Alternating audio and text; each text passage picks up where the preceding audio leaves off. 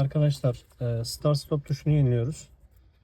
Zaten şu kısmı beyaz olduğu için ışığı da yansıtır. Burası açık oluyor. Şimdi nasıl sökülür onu gösteriyorum.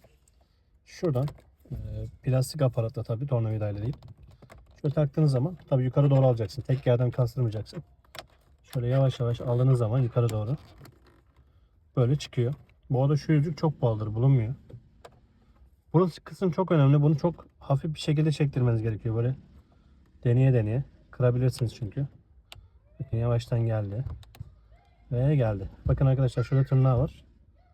Bu şekilde. Takmak için de zaten şurada tırnak olur. Yönü de zaten bu şekildedir. Tırnakları da şu köşede. Tam düz şekilde basıyorsunuz, tak diye oturuyor. Bunu da takmak için zaten şurada yuvarlak kısmı vardır. Şöyle hop, before after.